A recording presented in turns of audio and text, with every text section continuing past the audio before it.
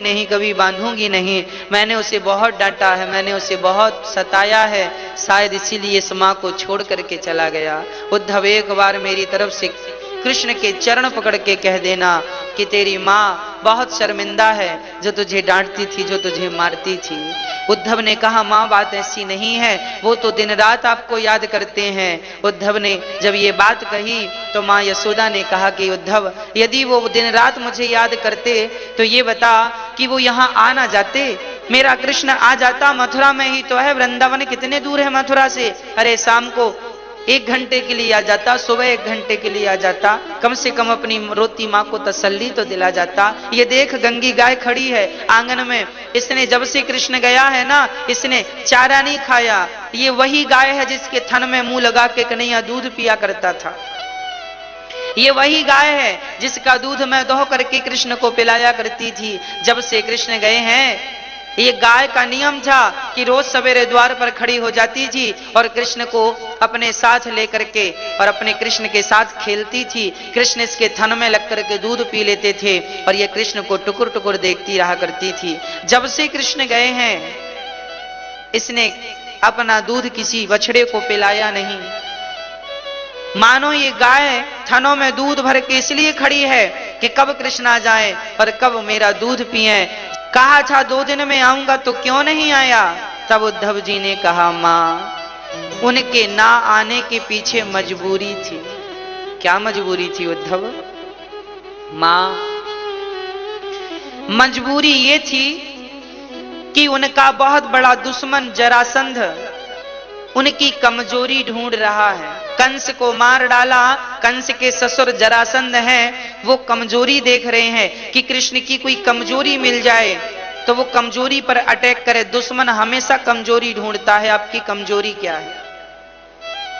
और कृष्ण की कमजोरी है वृंदावन, कृष्ण की कमजोरी है यशोदा, कृष्ण की कमजोरी है गोपियां। यदि उस जरासंध को पता चल गया कि कृष्ण से प्रेम करने वाली गोपियां और मां यशोदा यहाँ अकेली हैं, तो वो कृष्ण पर अटैक नहीं, आप सब पर, ब्रजवासियों पर अटैक करेगा। इसलिए कृष्ण ने अपने दिल में पत्थर रख के 2 दिन का कहा तो था, मन भी था आने का, पर आया इसलिए नहीं, कन्हैया ने आए नहीं इसलिए नहीं आए कि यदि वो यहाँ आ जाते तो जरासंध युद्ध उनसे नहीं आप पर टूट पड़ता। तो कन्हैया इसलिए नहीं आए ताकि किसी को यह संदेह ना हो कि कृष्ण अधिक लगाव किसी से रखते हैं। हाँ, आना जाना बना रहेगा और आपकी व्याकुलता देखेंगे वो दुश्मन तो वो आप पर अटैक करेंगे। मां, इसलिए नहीं आए। मां यशोदा कृष्ण की चर्चा करते करते रात बीत गई। पूरी रात कृष्ण का चिंतन करते रहे, पूरी रात। सुबह हुई, उद्धव जी स्नान करके गोपियों के पास गए। सारी गोपियां बगीचे में बैठकर कृष्ण की चर्चा करती थी और नहीं श्री कृष्ण ही भौरे के रूप में आए और राधा रानी के पांव में गुंजार करने लगे। मानो कृष्ण कहते हैं कि राधा तुम मत रो, मैं तुम्हारे साथ हूं। तो गोपियों ने कहा, ए कपटी भौरा, क्यों आ गया तू? चला जा यहां से, तू काला है, तेरा कृष्ण भी काला है और तुम एक जन्म के काले कपटी नहीं हो, तुम जन्म जन्म के कपटी हो। क्या बिगाड़ा था सुपड़खा ने? बेचारी शादी करने आई थी, नाक कान काट के भेज दिया है। अब उद्धव जब गोपियों का ये प्रेम देखती हैं तब गोपियां रोने लगती। सारी गोपियां आपस में बात करते करते, कृष्ण को याद करते करते गला अवरुद्ध हो जाता है और सारी गोपियां एक दूसरों की तरफ देख करके बस कृष्ण कृष्ण पुकारती हैं और रोने लग जाती हैं। जब सारी गोपियां रोईं तो सारी गोपियों ने, उनमें से कुछ समझदार गोपियां जिनमें श्री राधा रानी उन सारी गोपियों को जब रोता देखती हैं तो श्री राधा रानी समझाने लगती हैं, ऐ सखी मत रो, क्यों रोती हो? उन्होंने कहा, कह कर गए थे कि 2 दिन में आ जाएंगे, अभी तक नहीं आए। अब बताओ हम क्या करें दीवाना।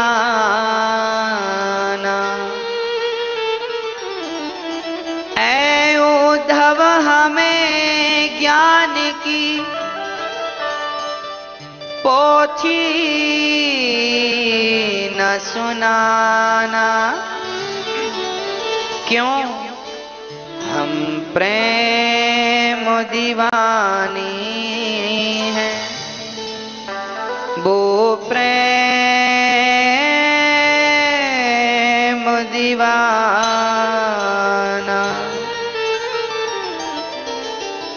तन मन जीवन श्याम का, श्याम हमारा काम। रोम रोम में रम रहा वो मतवाला श्याम।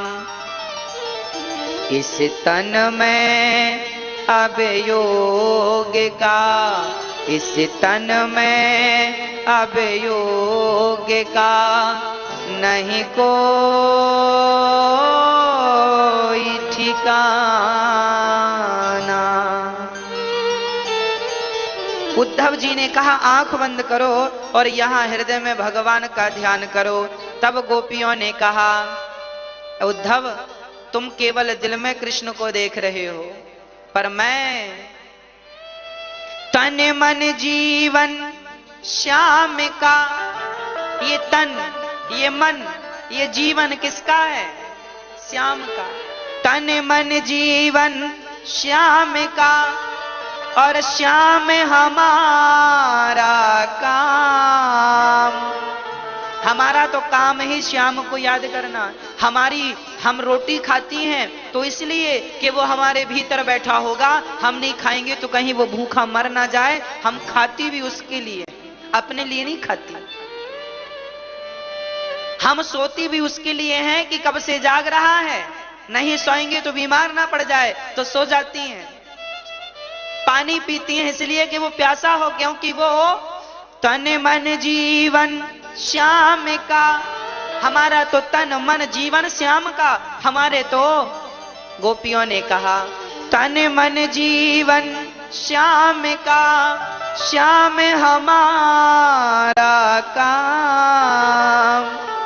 रोम रोम में रम रहा वो मतवाला श्याम। इस तन में अब योग का, इस तन में अब प्रेम दीवाना।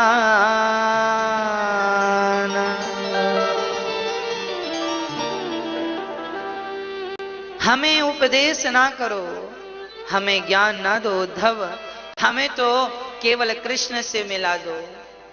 यदि मिला सकते हो तो हमें कृष्ण से मिला दो।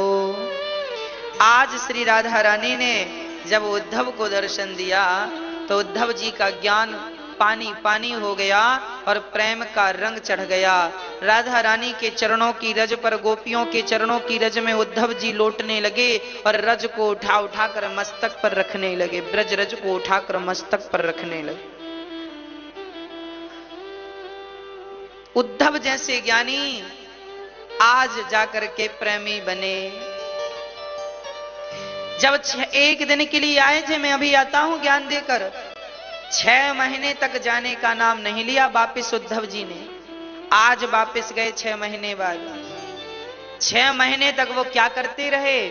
ब्रजवासियों का जूठन खाते रहे, गोपियों का जूठन खाते रहे, गोपियों के चरणों की रज उठा उठा कर मस्तक पर रखते रहे और ब्रज की लता पता से लिपट लिपट कर बस कृष्ण कृष्ण जपते रहे। बस एक ही नाम जपते हैं उद्धव। पहले तो जपते थे कृष्ण कृष्ण, अब जब से राधा को देखा है तो जपने लगे राधे कृष्ण राधे कृष्ण राधे कृष्ण राधे कृष्ण राधे कृष्ण राधे कृष्ण। उद्धव जी वापस गए, कन्हैया से कहा कन्हैया तुम इतने निष्ठुर कैसे हो सकते हो? भगवान ने कहा मैं कहां निष्ठुर हूं? बोले तुम निष्ठुर हो तभी तो गोपियों से मिलने नहीं गए, कितना रो रही हैं वो। भगवान ने कहा बस एक बार तुम्हें प्रेमी बनाना था, सो वृंदावन भेजा।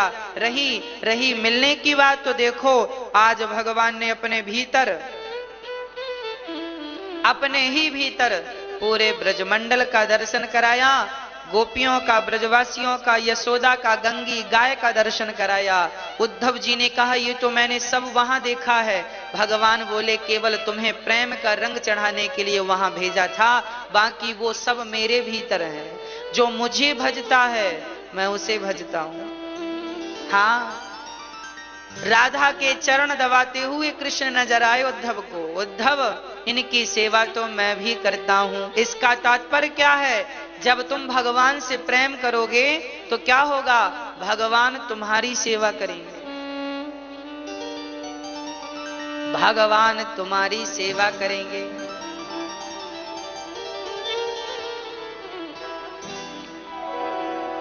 भक्तों,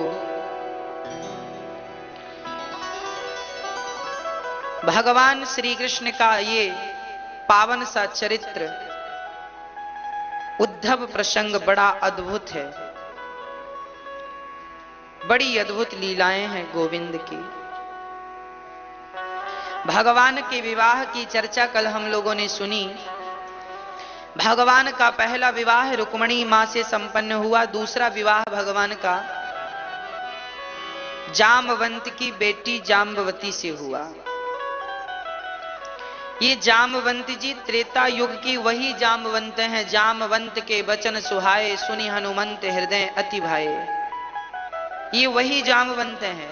जब राम रावण का युद्ध पूरा हुआ तब जामवंत जी ने कहा कि हे प्रभु,